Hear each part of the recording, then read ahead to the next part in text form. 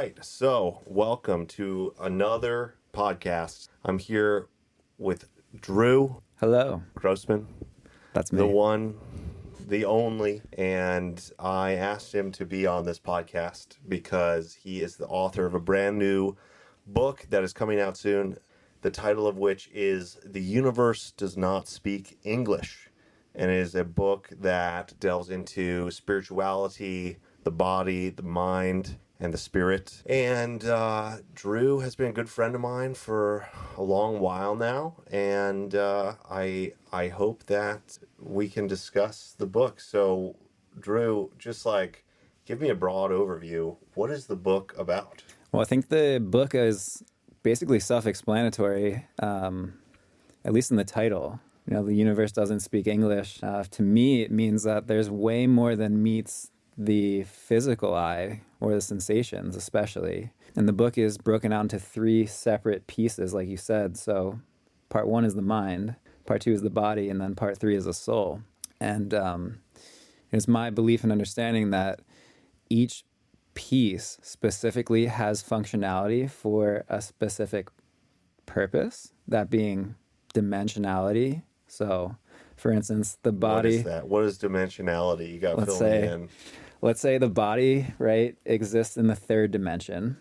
The mind exists in the 4th dimension. The soul exists in the 5th dimension. Okay. All right. Go on. So, the way the pieces fit together are, first, the mind in many of today's society, and maybe that's speaking a little bit broadly, the observed mind wants to take over and act as the piece that dictates what's occurring. So the ego, or whatever you want to say, takes all the pieces of sensory information and makes it real. So the first part of the book dives into separating the mind from itself, so the inner from the outer, and then taking both of those pieces and allowing you to become the observer of both. So now you've separated yourself completely from the mind. The mind controls what goes into the body through food, water, but also thoughts, all the senses. So when we can separate ourselves from the mind, are you with me? Yeah, I'm with you. Okay, when we separate ourselves from the mind, we can then control what goes into our body. And like I said, that's not just physical things. Those are also mental things. Now, because the body functions in a dualistic manner, it's the meeting point between the mind and the soul. The organs also have dualistic functionality. The body itself can communicate. So when we control the mind, we can then control what gets placed in the body. Once the body is cleansed from a spiritual and physical dualistic perspective, we can feel then into the subtleties of the soul. When the soul gets felt, now we can trace those back without needing to place a definitional aspect on them from the mind.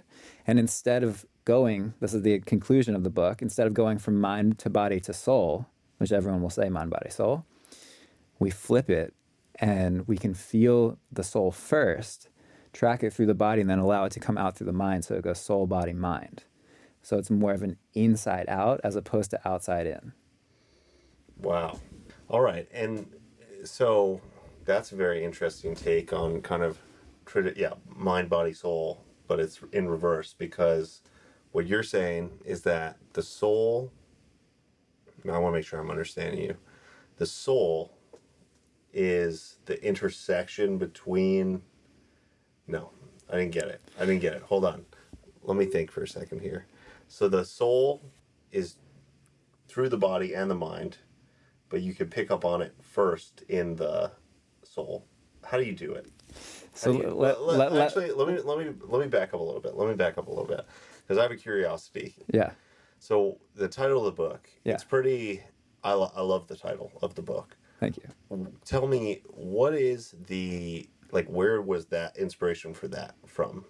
Before we dive even further into it. Yeah. So the inspiration comes from a couple different pieces and places. The original title for the book was actually something different, but over time, and I don't want to necessarily spoil that title because I might use it in another piece. Sure, yeah. It actually, I'll tell you, because it's actually part of this thing. The book is 3 pieces, or 3 parts at this point, and it originally started only as a mind book, right? So it was only how to get yourself out of your own mind. So the name of the original book that I had started to write before it became 3 parts and an entire process and series was How to Lose Your Mind. So it started How to Lose Your Mind, and eventually... Another great title for a book. Well, yeah. Well, it could still be coming, but, I didn't want to put out there the manifestational powers of someone reading this book and losing their mind in a sensible way. The pun probably would have been misconstrued, and I didn't really want to place that energy and be responsible for putting that out in the world. Yeah, makes sense. But going back to your original question, how to lose your mind. Oh, sorry. Let me backtrack. Not how to lose your mind. Not how to lose your mind. Right, exactly. Now I'm losing my mind. The universe does not speak English. Right. The universe doesn't speak English. Yeah. That came about through, this observed candidacy of seeing others wanting things to be the certain way that they feel they should be in the world, and doing it through ways that they don't necessarily understand, aren't the greatest and highest energetic way to do it. So for instance, placing prayer, writing prayer, doing things that have spoken word, it's not the way to communicate, right? The universe doesn't have a set language that it understands at the base of the language. The root of the language, maybe the vibration of it is. But to really set it and hit home to say the universe doesn't speak English, it's not something that you can just, communicate with through the words and the lexicon that you and I most frequently communicate with. Yeah. Wow. Yeah. So tell me more about the vibrations. How do the vibrations work? So vibrations are the silence that occurs when there is no word, right? We can say words also have vibration and carry certain aspects, which goes back to the etymology and goes back to different pieces of them. But the universe communicates through vibration, right? Everything is vibrating. You and I are vibrating. The chair we're sitting on is vibrating. Vibrations all bound. We were making some vibrations earlier. Sure. Some music. Anyways. Yeah, music is a vibration. Everything is vibrating. Yeah. And at a certain level, if quantum theory is correct, then everything is also balanced and in harmony and in peace with each other. So the universe, or the united verse, is actually this harmonic thing that's occurring. Think about your body. It has organs, and you're in tune.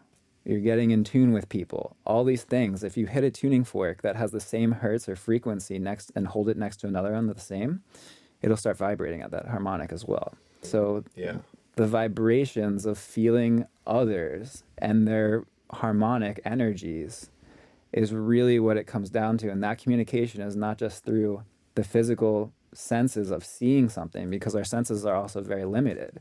It's on a different plateau as well, in a different plane, in order to physically manifest something that is not necessarily tangible on this dimension. Wow, that's so beautiful, Drew. There's so much depth to what you're talking about. I'm right on the surface. I'm right on the surface of all of the universe's vibrations, I feel like. How would I begin going down a pathway to separate my mind from my soul from my mind, and then my body from my mind, or my body from my soul, and then reach the soul? How do I find the soul first? Because I know that I'm going back to what you were talking about at the beginning of what the book is about. It's how would I go about, or how would a listener or reader go about finding the soul? So I think the best way to do this is not necessarily going to seek the soul, right? It's usually that something that's searched for will either hide or run, or, there's this thing again with the dictation of, I'll know it when I see it versus I'll see it when I know it. Maybe that's not the right way to, right? It's okay. But let's say believe it. I'll going. see it when I believe it versus I'll believe it when I people say I right? believe it when I see it. That's the idiom, right? Right. But you're saying it's wrong, or it's just not what you're presenting. It's not the full story, let's say, right? And so so go on. So how do How do you believe it and then you see it? By allowing and by surrendering. So let's go back and like this might be too esoteric for some listeners. So like let's go back and bring it back to tangibility. Yeah. Right. So tangibility in the common sense would be, I see it, I can touch it, it's real. So let's play with that for a second. Yeah. All right. And so like in this space, we're talking about the mind perceiving things through the five senses. So touch is the most tangible aspect of actually being able to reach out and grab something, which factually is also the first sense that becomes developed around 8 weeks in embryo. Okay. So fascinating. When we're reaching out and grabbing something and tangibly feeling it, the mind has a sense of ease about it to kind of grasp it, more or less, with the pun intended there.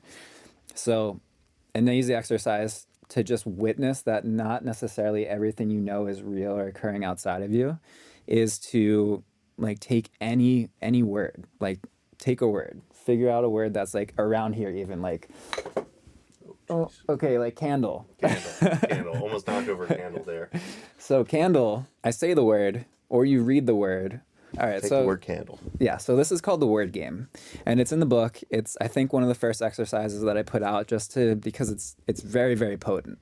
Let's take the word candle. The word game, let's backtrack for one more second. The rules of the word game are very simple. I'm going to show you a word, and I don't want you to think of the image or feeling or taste or sensations associated with this word. Okay. Just the word. Just the word. Okay. So if I were to say the word candle, or write it down and say, don't think of this word, flip the page, you look at it. Damn it, I'm thinking about candle.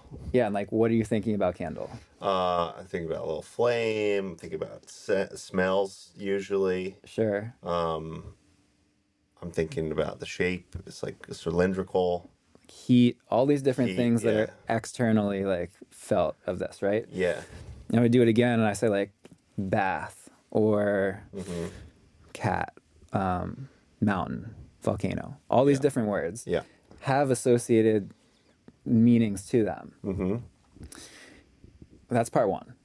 Okay, so it's pretty not easy to, not think of the word. I would correct. surmise. It's not easy to not think of the word. I agree. So part two, we go back and do this whole exercise again, but just changing one thing. Now, one thing is language. So if I show you the same word again in a completely different language that you're not keen to, that you don't have an automatic thesaurus that you've been processing for the last decades, you're going to look at it and there's not going to be that immediate hit, right? There's not a pattern recognition of the symbols that are placed in a specific way that mean something and relate to something that's outside of you that isn't real.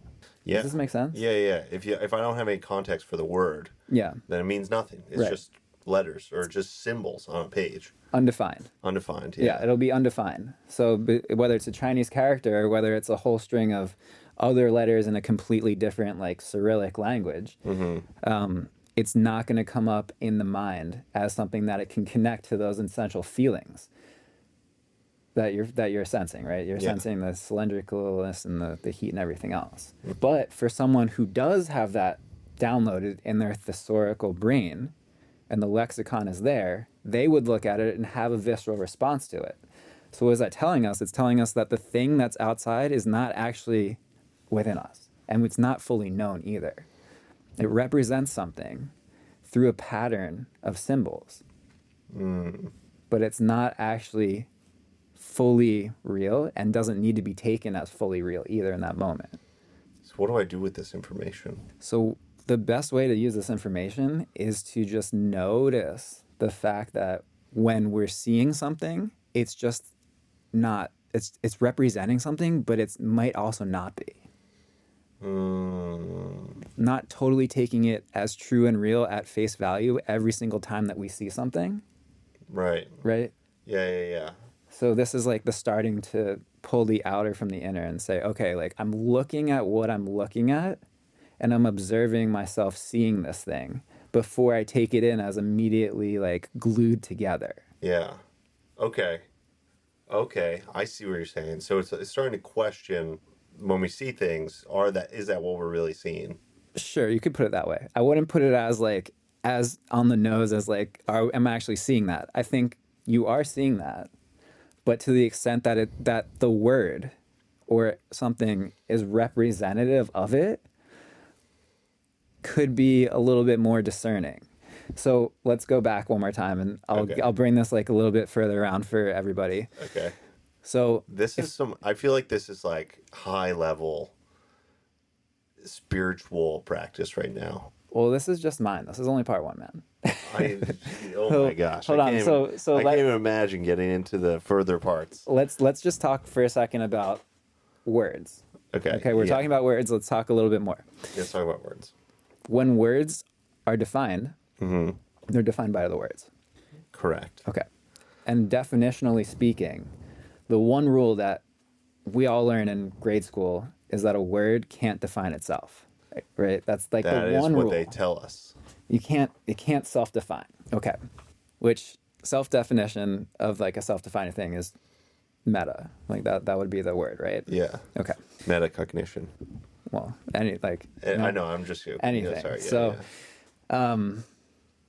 but if we were to look at a definitional string, like let's say we're defining candle, or we're defining dog, or we're defining camera, we take that word, string out the definition of whatever the sentence is that's placing that word in there. Yeah.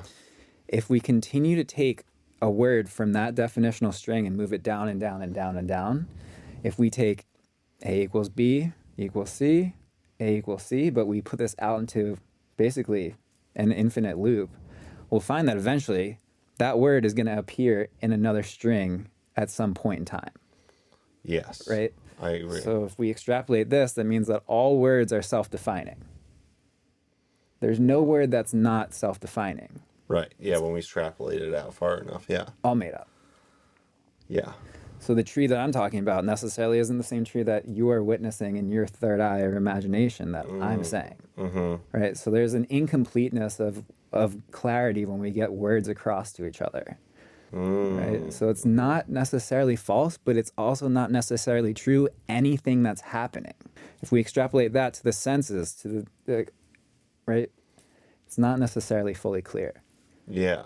And that's the starting of separating the mind from itself. Okay.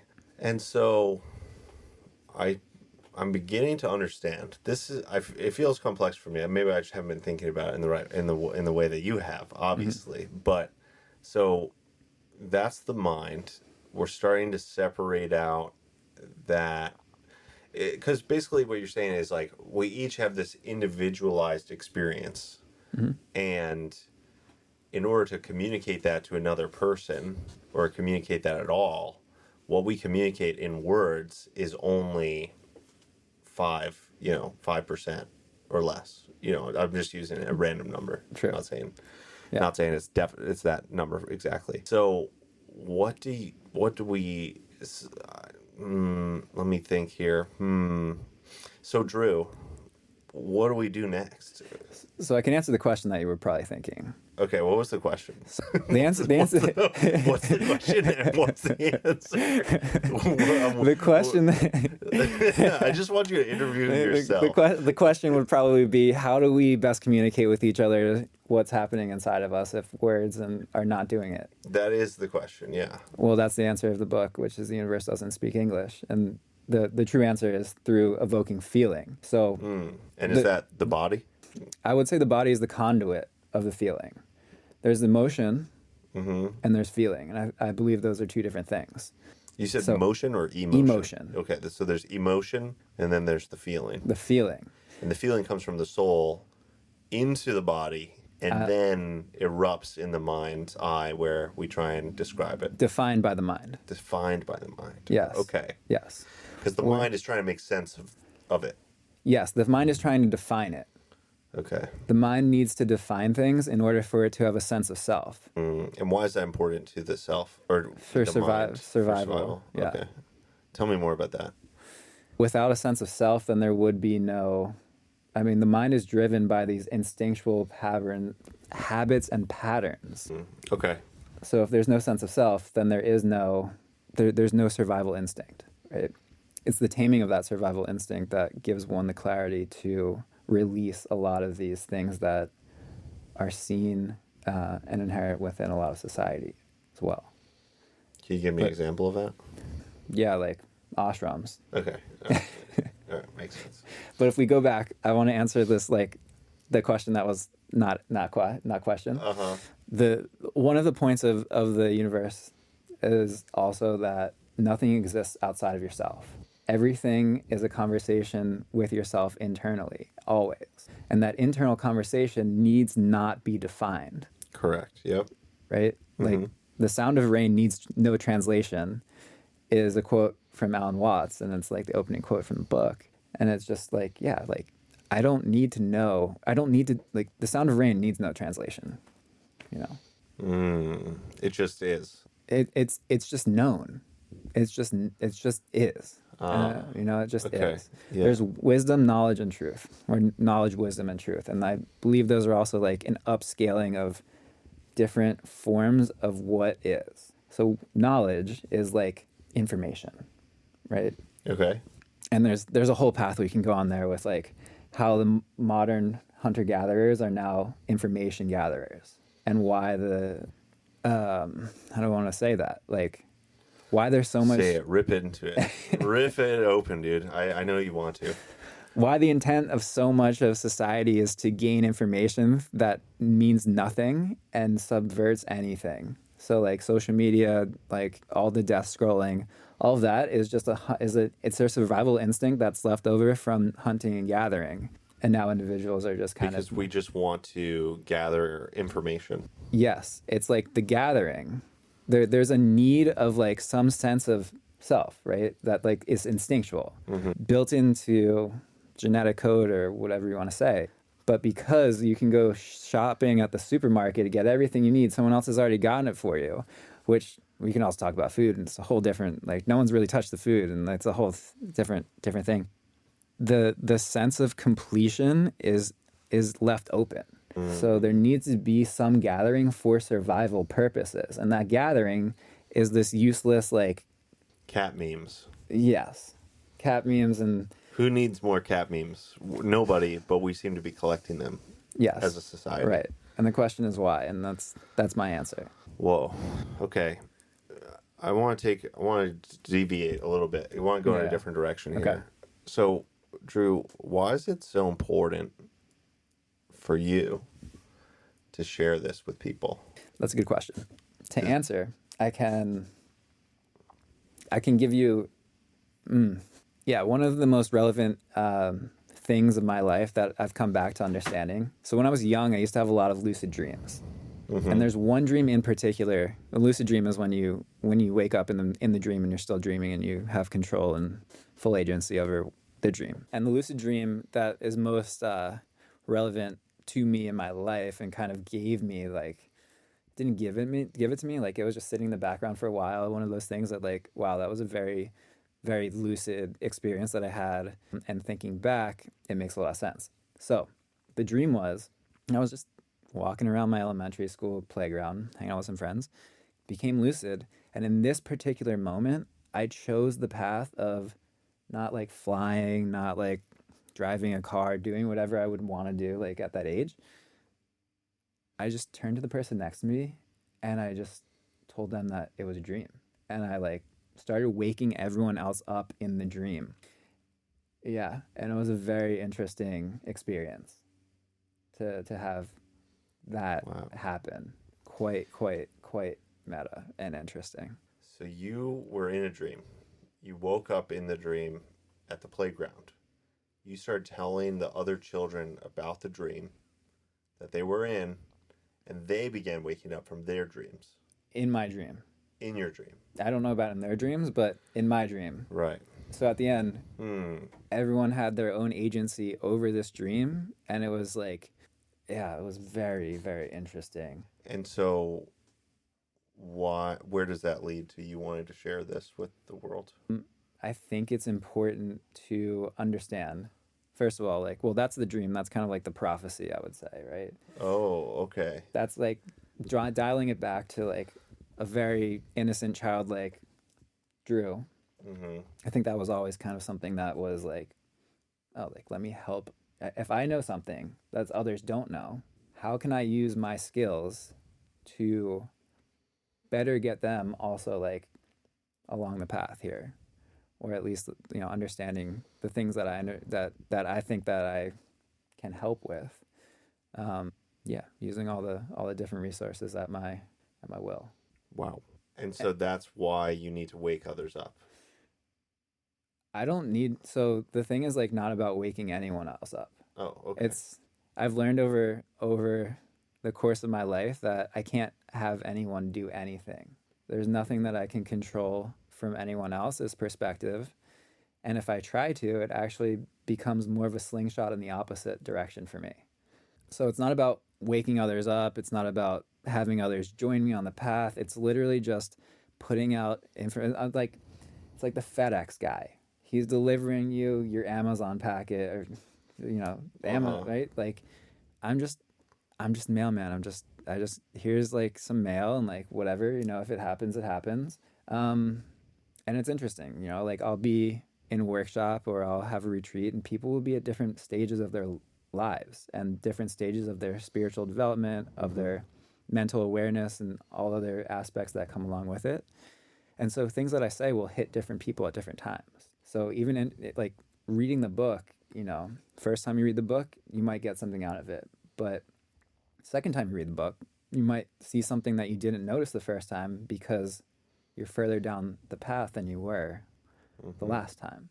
And, you know, that's the same thing with, you know, 10, 20, 50, who it doesn't matter. Everyone will light up at different parts depending on what I say based on where they are. You know, it's not up to me to get everyone to the finish line either.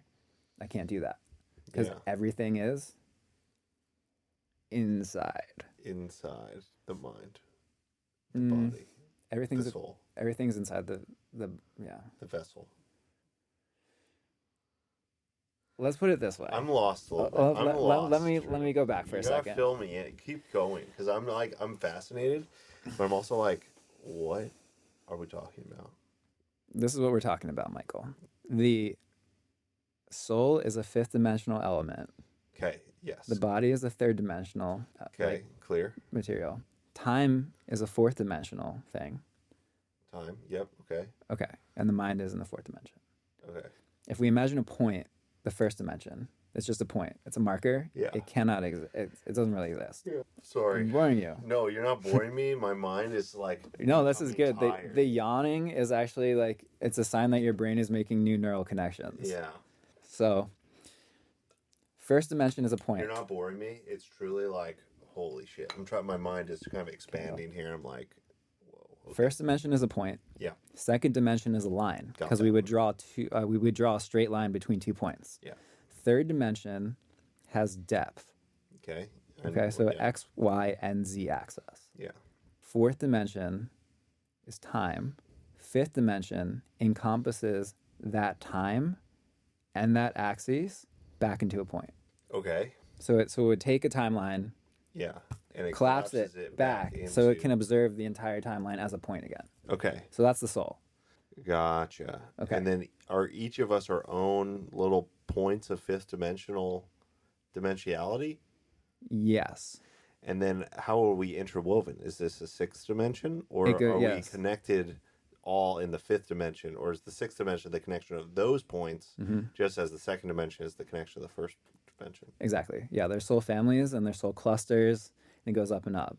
So if you've met someone that reminds you of somebody else, chances are potentially that they share a cluster of energetic dimensionality on, you know, higher plane than with us, or with someone that you know. With someone that you know. Yeah. So they're interesting. Okay, right. Gotcha.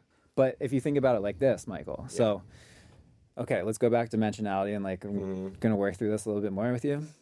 By the way, everything is in the book and it's laid out way more neatly. You guys gotta buy this book and read this book. It is fascinating. So third dimension is X, Y, and Z. Okay. So like we said, like there needs to be mass, there needs to be space, there needs to be, for the fourth dimension, some type of energy, right? If it was a only third dimension, we would just see a picture and that would be it. But for us to move around and to grasp ideas and grow things and all this other stuff, even like nature, there needs to be a fourth dimension. Where's I going with this? Your Wait, dimensionality. what was I talking about this for? Yes, okay. So I hope you remember, because I certainly don't. So physical and spiritual planes exist. Yes, and they communicate through the fourth dimension, right? We said okay. So everything that exists in the physical does not exist in the spiritual. Okay, so they're opposites. More like knots. They're knots. Okay, they're knots if we're logically speaking, not opposites. They're not opposites. But so if matter exists, space exists, time exists, all of that doesn't exist in the spiritual plane. Okay. So that's how things can happen instantly. Like, think about it. I like to analogize it to in the Matrix, when they're in that white space of nothing and they can just, we need guns. Like, all the guns show up. It's like that, where like you think it and it's already there. But because time doesn't exist, the thought is already behind the process, potentially, sometimes. Right. Right? Because we are flowing through this spiritual plane, and that is disconnected from time and space. It's above it. So everything is a point. So if you and I were both souls in the fifth dimension trying to communicate with each other, we would either pass through each other or we wouldn't be able to actually do anything. So the soul manifests itself on a plane that allows for tangibility, and time plus, so fourth dimension plus third dimension, time plus mass equals friction. Okay. Right? So for me to be able to like touch you means that there's friction there, so I can communicate with you, thereby creating lessons, creating friction, which create feelings, which creates lessons, then gets transmitted back up. Back up through the body into the mind. Up into the soul. The mind is only capturing certain things here. The soul is the thing that's evolving. Okay. So wait, if I touch you here, if I grab your arm, there's friction. In space-time. There's heat. There's feeling. Yeah. Okay. All right. And then? So because of that, you and I can interact, and we can work through whatever karma or whatever like things that we would like to, because we can actually engage with each other, create some emotion, some feeling, and then allow that to be uplinked back to the soul. And now, are there any tangible benefits of doing that? Like, are there tangible benefits of doing this work that you're talking about? Yeah, there definitely are. What are they? Well, if you understand this work... Which I clearly do not. I'm, like, so lost, but I'll get it. I think it'll be laid out once I read the book. Once you see the book. Once I finish the book. Once you finish it. I read an old copy of it. Yes. So there's certain things to understand. One of them is vibration. Obviously, that's the whole name of the book. And there are different vibrations. Like, there are different hertzes, just like you would find on a piano or anything else. Understanding this work means that the higher your vibration is, the more in tune you are with the essence of communicating a clear channel between what it is that's happening in the higher dimension and this dimension. And the higher dimension has the power. Yes. In order to deliver anything at any point, because it operates above the fourth dimension, the third dimension. That's correct. Okay, I see. So we're trying to raise our vibration to the level of the universe's vibration. That's correct. Oh, okay. Yeah. And so how does this relate to like the levels of consciousness? That's something I'm more familiar with, is like the levels of like, there's like anger down low, and then there's like, then up at the top is like love, right? Yeah, up at the top is also known as serenity of being, which is like more blissful, like nirvana, I would say. Like love, yes, love is also up there, but love can actually be felt. This like serenity of being is like a transcended emotional feeling. Like, it's not actually capable of being felt in a physical body. If you look at this one scale called the emotional tone scale, the highest vibration you can have is playing games. What does this mean? What does that mean, playing games? Playing games. Like mind games? Or like you can toss a ball, yeah. Playing any game makes it so that this outer world is actually like not so difficult, let's say, right? The interesting thing to note is that the difference between living and dying is the difference between having a strong interest in something or being conservative about it. What? The difference between living and dying is the difference between having a strong interest in something or being conservative about it? Yeah, conservatism versus strong interest. What is conservatism? Conservatism is wanting things to stay the same, which goes against the inherent nature of the universe. And then having a strong interest in something is a growth mentality, is wanting to take in more and is wanting to grow towards something. Right? So that's the difference. If you want something to stay the same and you're trying to hold on to something, you're inherently going against the spiritual laws of nature and the universe, which means that you're actually weathering yourself to get that. Like if you think of a rock or a boulder that like sits in the middle of a river, it'll eventually become eroded. But if it's light enough to go with the river, it'll flow, and the molecules of the water won't actually erode it as heavily or as hard. And so the universe, does it have a flow? Like is it playing a sacred song above us all? Is that what you mean? It is, yeah. Everything is, even the earth has a specific vibration called the Schumann resonance. What? Tell me more about the Schumann resonance. Schumann resonance Schumann. Schumann. Oh, Schumann. Okay. Discovered by Schumann. I thought you said Schumann. So it's 7.83 hertz. 7.83 hertz? Yes. That's very low. It is very low, but you know that brain waves are also very low. Right. Right. Okay, so like delta waves. Alpha, beta, waves. Gamma, delta.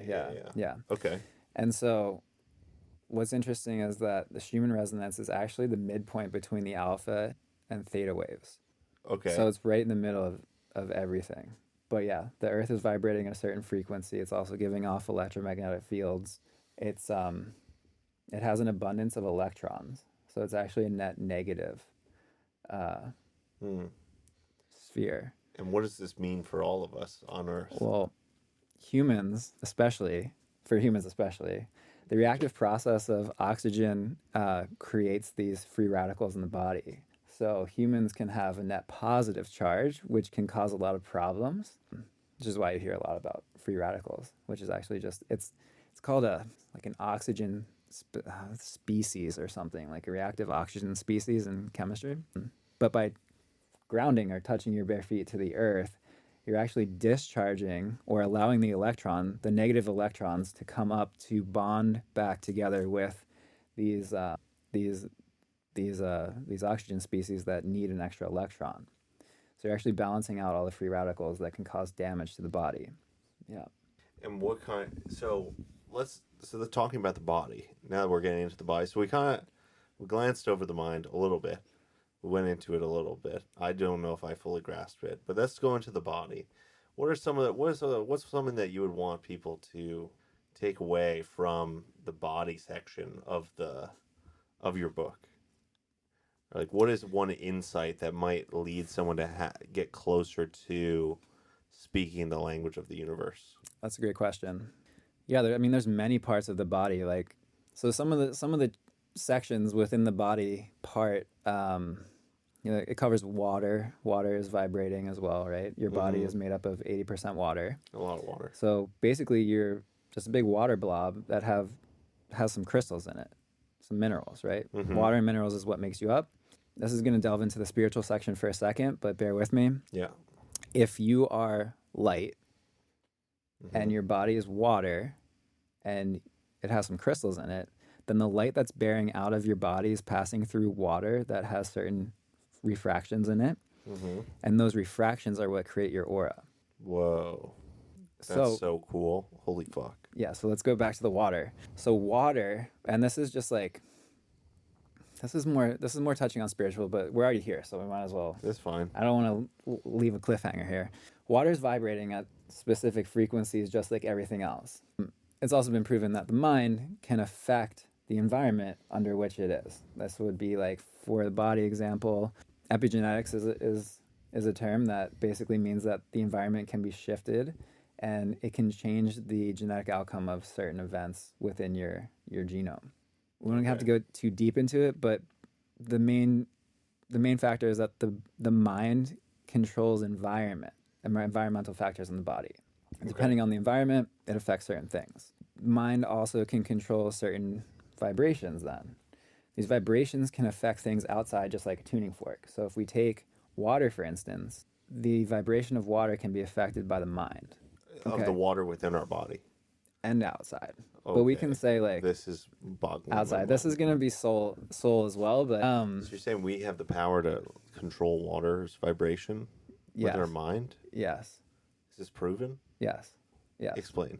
There's a Japanese scientist. His name was Masaru Emoto. He did a bunch of experiments on water and wrote multiple books on it. Mm-hmm. But without getting too deep into the experiments, we can. So water has specific vibrations depending upon, this is the kicker right here. This is like the asterisk part of the entire thing to like highlight. Depending on the bond angle of the hydrogen to the oxygen, it's H2O, so there's 2 hydrogen, 1 oxygen. Depending on the bond angle, if you imagine like a wishbone from a chicken or something, mm-hmm.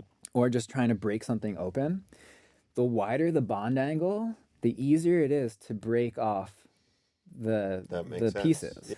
So a very, very tight bond angle makes it very hard for the body to actually take away the 2 oxygens from the hydrogen, or the 2 hydrogens from the oxygen, right? Yeah. But if it's open further, then it's much easier. You can become more hydrated, which just means the hydrogen. The oxygen is just a carrier. Like the hydrogen is the quickest, it's the first element in the periodic table. Yeah. It's the quickest one, it's hardest to capture. So the oxygen has to carry it to the body then needs to break it apart in this process. Okay. Depending on the bond angle that you can affect. The bond angle of how the hydrogen is attached to the oxygen. Yes. Okay, if I'm following. Yes, you can change the bond angle. Okay. That bond angle will allow you to become more hydrated. With the mind. With the mind, but also through the heart, right? Right. So this is one of those uplinks where it's like soul, body, mind, like you really are channeling things. So let's talk about there's certain vibrations of food. Yeah. Some food is still alive when you eat it. Some food is not. If you put a potato in a cupboard for 3 weeks, it's going to start sprouting because it's actually alive. Yeah. Put a piece of meat in the cupboard. Not the same. It is not the same. Yeah. You are what you eat. There's different vibrations of food that have vibrations already inputted from other minds, like processed food?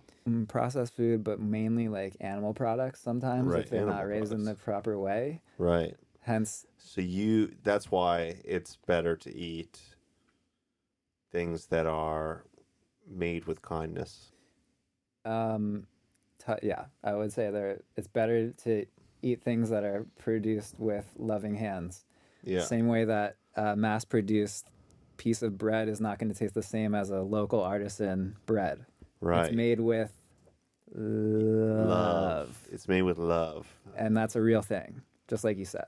Wow. So the love. So, and maybe that's why it's become so common a phrase to say, "Oh, I made this with love. That's why it tastes so good." But actually, that's why it's made with heart through thought. Yeah, with thought through heart, whatever you want to say. Yes, It's made with love, and that love emanates at a higher vibration. And then I guess I'm always just thinking people want to benefit from conversations like these. How, and this is really fascinating to me. So if I am trying to better my body, eat better foods, does it have an impact if I am grateful for my food? If I create a gratitude practice of love, and I just infuse the food before I eat it with my love, and as I eat it, does that make it easier to digest? 100%. Because the food is actually just water and minerals too, right? Everything's water and minerals. Everything's water. Everything is basically water. Okay. I mean, at least for an edible purpose, right? Yeah, edible. Yeah. Yeah, so it makes it easier to digest, which is actually, if you want to get even more highlighted, I don't want to get more. You want to brain blast from this one. Give me the brain blast. That is the actual history. I want to say etymology. It's the history of saying grace over food. Why do we say grace over food? It's actually to raise the vibration of the food so it's easier for our bodies to take in the nutrients. And what is the origin of that? The origin of saying grace? Yeah. It's the same way of placing the gratitude back into the food, raising the vibration.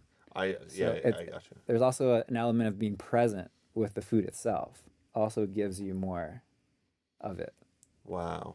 Yeah. So if you're really with your food, with your body, then the body reacts to such activities. Yes, in harmonious, like in more harmony, let's Yeah. say. Yeah. Right?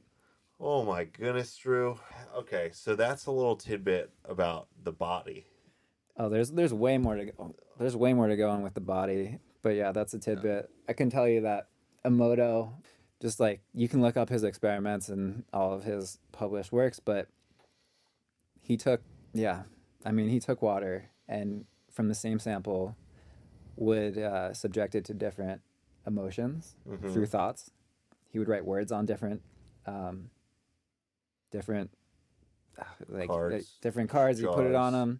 them, play different music, a bunch of different things. Then he would take that water, he would freeze it and look at it under a microscope, and the crystalline structures of the water would differentiate based upon what music he played, whether it was containing a high tone, low tone, same with the words, same with the thoughts.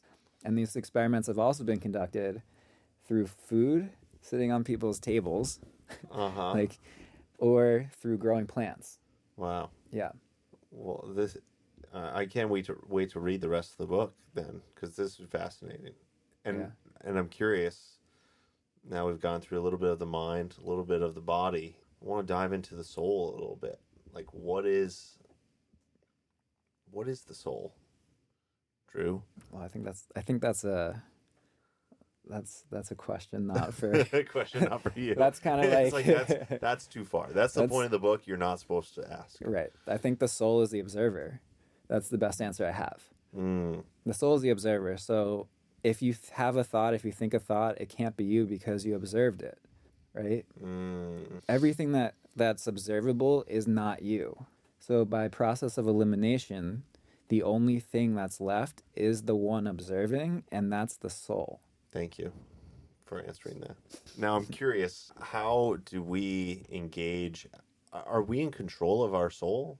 Is it true what they say that if we treat people badly, then we'll go to hell?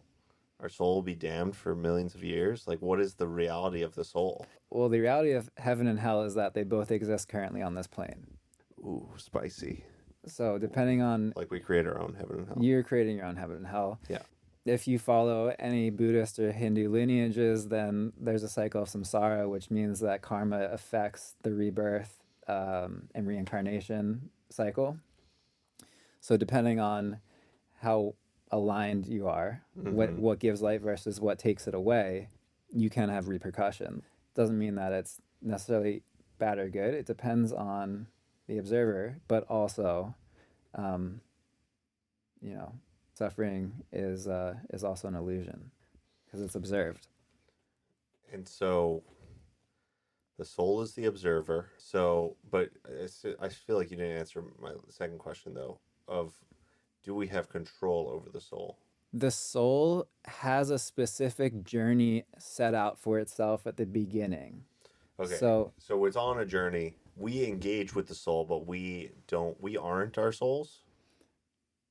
You at the deepest level are your soul. The mind is what wants to control the sense of ego and the sense of separation from oneness. And do you believe that we are all oneness? At a certain level, we're all a refraction of the same exact thing, yes. So I'm having a conversation with myself at a certain dimensional level here. Sure. Right? And I think that's the way to look at life the best. And if there is a lesson here, it would be that everyone is me and I am everyone, but at the same time, they're all having their own experiences so I can have mine. So I don't need to be on stage at the concert because that individual is on stage at the concert, experiencing it for me at a higher dimension. So this whole sense of FOMO, of like missing out, is actually quelled by the fact that I can think, or not even think, that I know that someone else is experiencing the thing for me at the highest level, right? So, the soul, to answer the question more deeper, at the fifth dimension, everything's a point. Yeah. This explains like deja vu. Right? The soul knows. So the intuition that comes through the body And a gut reaction is actually the soul engaging with the fact in the process that this is either the right thing or the wrong thing to do in this moment. And when we go against it, that those processes can be tuned out. When we go with it, they kind of get more amplified. And is it always advantageous to go with the direction of our soul? Do we have a choice in it? We do have a choice. That's what creates free will. So we do have free will. There's a certain sense of free will that we do have. Okay. There are checkpoints along the way, which I would say is deja vu. The potential to go with or against the soul, though, is still up to the being. The rider. Exactly, yeah. Yeah. This is heavy. I just want to say thanks for sharing all this with me. I'm so excited to read this book, truly, because it sounds fascinating. Yeah. And I'm curious, what, if anything, else would you like to share about the book, about the universe's language?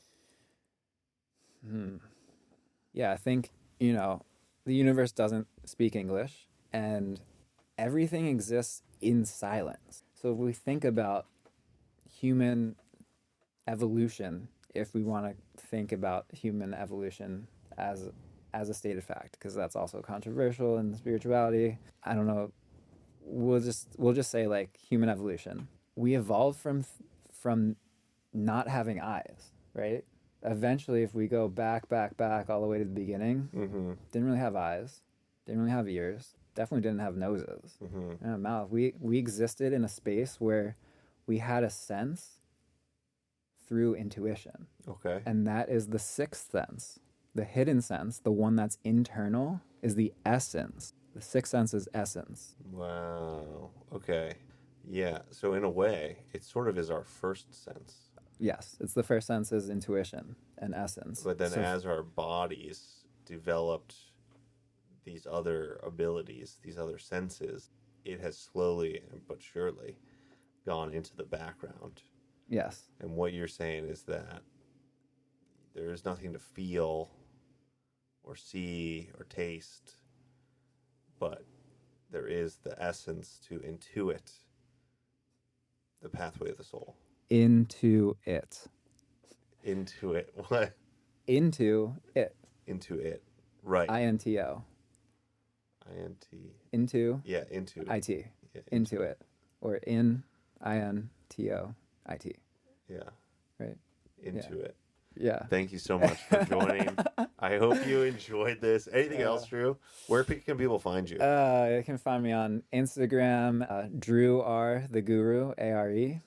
And yeah, you can Google me, GROSSMANN. Probably have some upcoming retreats. The book is also written as a 3 to 5 day retreat. So included within the book are over 30 exercises that actually evoke the feeling, bypassing the mind, or at least quelling the mind, satiating it at a certain point to evoke the feeling. So yeah, if I speak one more minute on this. Sure. The mind wants to grasp everything, right? We think about corporate America, you have to have I'm going to go off for it. You have to have I'm not going to say. Yeah, you have to have a PowerPoint. You have to have a spreadsheet. You got to have something that people can see, tangibly. It's got to make all this fucking sense. Okay, yeah, I'm using my sacred F-bomb. That's an angry one for just putting it out there. Okay. However, the internalized feeling, like we've said, things come from within, not without.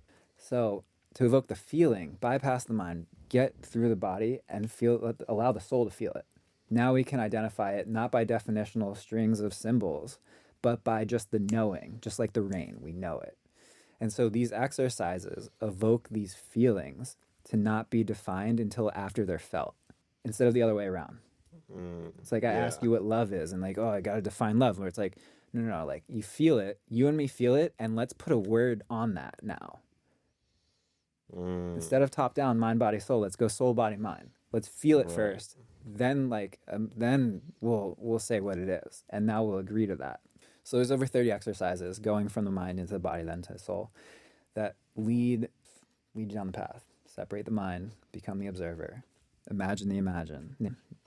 go down further, further, further. Then let's talk about the body, water, food, all the senses, when they develop, why they develop, how they develop. Let's talk about your body. We even touched, like, your body is a thermonuclear reactor. It produces heat and electricity. So you have a magnetic field around you. Depending on that, like, you can affect certain things. Your heart gives off light photons. There are certain things that, and you go deeper and deeper, and the veil starts to become a little bit easier to work with. Yeah, I think that's pretty good. And yes, it is. It is also a retreat, so those exercises we also do work on during those. Phenomenal, Drew. Drew, thanks so much for coming out, talking with me about all this. It's way over my head, honestly, right now. But I think a little bit of time with the material, and definitely once I read the finished edited book, we should have another round where we go through it, and I'll have a little bit more to say. Most definitely, Mike. I appreciate the time and you putting your mind, at least, to it. But I feel your soul. I'm here in body. I'm here in soul. You're embodied. I'm embodied. You're embodied. There's a lot more that came from. All right. Or, yeah, atonement is at 1 mint. At 1 mint. All right, that one didn't really hit, but I got you. Yeah. Words. The universe does not speak English. Out soon or out now when you're watching this. Check the link. It'll be in the show notes. It'll be in the show notes. It'll be in the show notes. In the description below. But really, it's just inside of you. You don't need to buy anything, but it's nice if you do. Yeah. At the end of the day, everything, those are my parting words, everything is just a realization and a representation of coming back to yourself. So whether it's wearing crystals on your arms, going to yoga, reading a certain book, saying prayers in the morning or at night, doing all these rituals through religion or just your own practices, everything is just realizing that you are the thing that is continuing to produce all of this stuff. So everything is just one big thought to yourself. Life is just one conversation to yourself.